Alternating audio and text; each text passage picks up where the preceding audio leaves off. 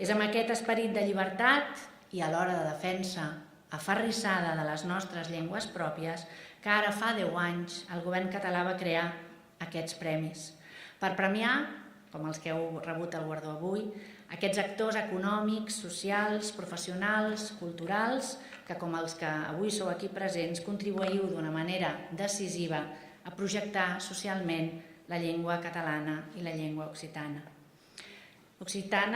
La llengua occitana i en la seva varietat aranesa també, perquè Robert Lafont deia que lo sol poder és que de dire, i Catalunya això ho ha constatat també prou darrerament. L'any 2010 els catalans vam votar una llei per àmplia majoria al nostre Parlament i vam dir que volíem bastir un país on la llengua de l'Aran tingués reconeguts els màxims drets que pot tenir qualsevol llengua, la plena oficialitat en el seu territori administratiu.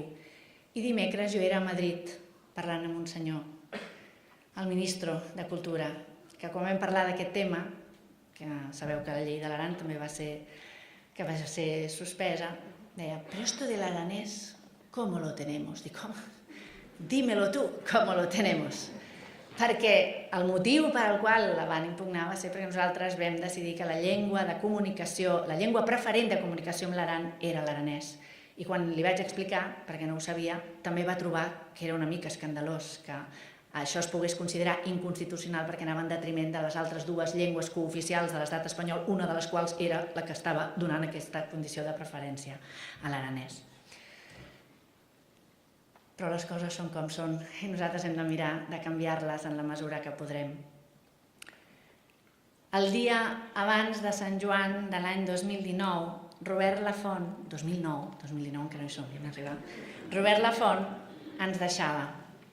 Malauradament ell no va arribar a veure, no va ser a temps a veure com un país europeu votava una llei que reconeixia oficialment la seva llengua.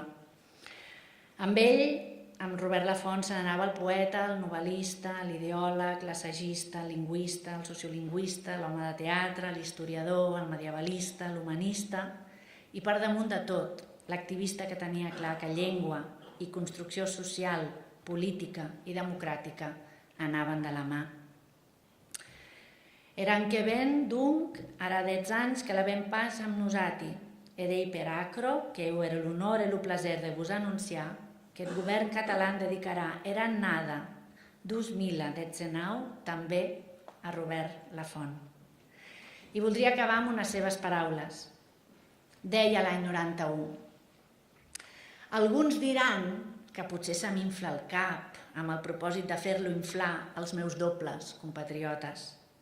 Aquests són les guàrdies del cos nacional, els empatxadors estatals de pensar àmpliament.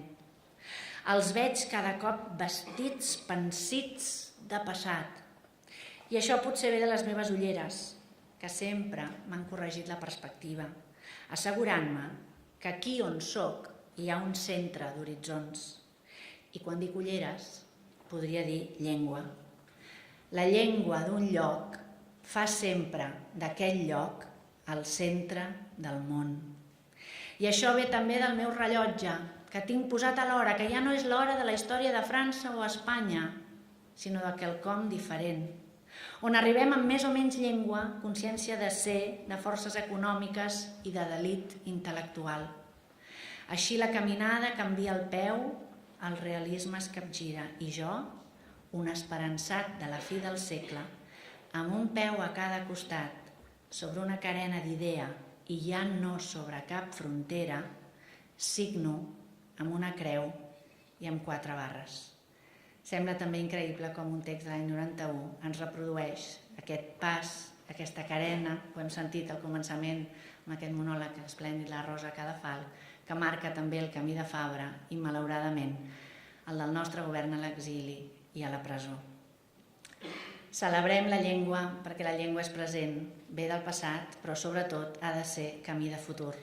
Tinguem ben presents aquestes reflexions de Lafont i sobretot la de Fabra, perquè cal que no abandonem i, avís a navegants, no abandonarem ni la tasca ni l'esperança. Moltíssimes gràcies.